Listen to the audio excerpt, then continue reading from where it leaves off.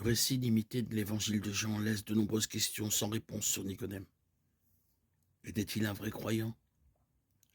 Qu'a-t-il fait après la résurrection?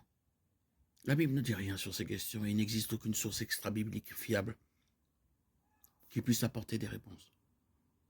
Il semblerait que Nicodème ait pu être semblable à Joseph d'Arimathée, en ce sens qu'il était peut-être lui aussi un disciple de Jésus, mais qu'il n'avait pas encore eu le courage de déclarer ouvertement sa foi.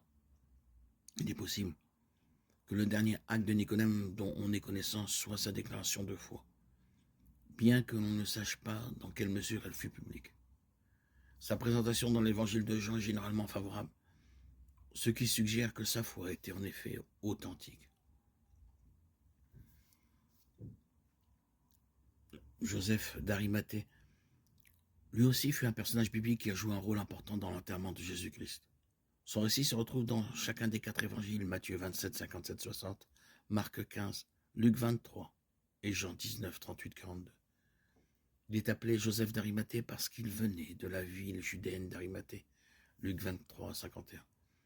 Et pour le distinguer des autres, Joseph de la Bible.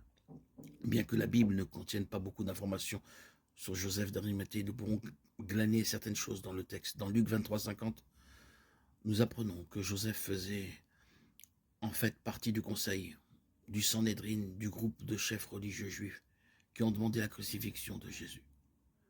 Cependant, en lisant les versets 51, nous voyons que Joseph était opposé à la décision du conseil et qu'il était en fait un disciple secret de Jésus. Marc 15, 43. Joseph était un homme riche. Matthieu 27, 57. Bien que la source de sa richesse soit inconnue.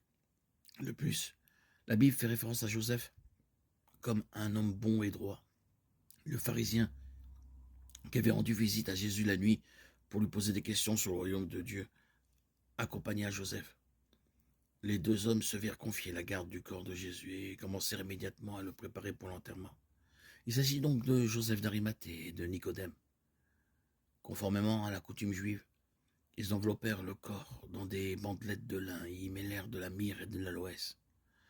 Cependant, c'était le jour de la préparation, le 6e jour de la semaine, juste avant le sabbat juif. Et il était tard dans la journée. Joseph et Nicodème déposèrent donc en toute hâte Jésus dans le tombeau de Joseph situé dans un jardin près du lieu de la crucifixion de Jésus. Il n'avait point commis de violence et il n'y avait point de fraude dans sa bouche. Ésaïe chapitre 53, verset 9 nous rapporte cette prophétie écrite et ramenée dans l'Évangile.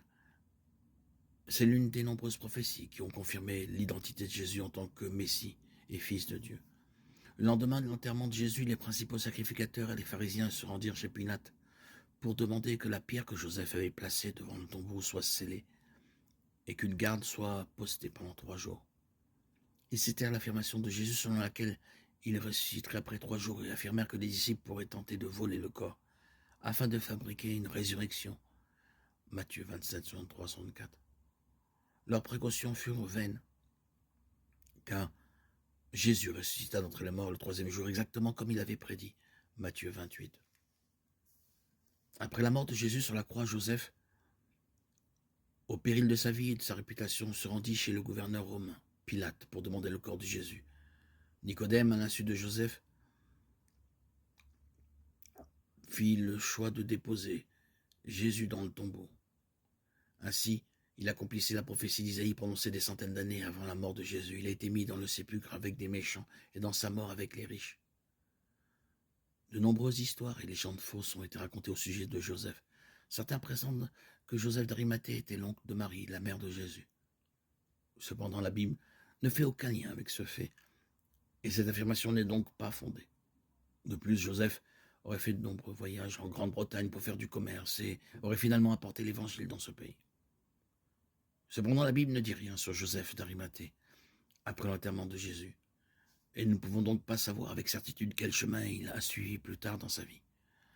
Ce que nous savons, c'est ce que nous trouvons dans les Écritures. Joseph d'Arimathée était un homme riche et membre du Sanhédrin. Il s'est procuré le corps de Jésus et l'a déposé dans son propre tombeau, d'où Jésus ressusciterait avec puissance 3 jours plus tard.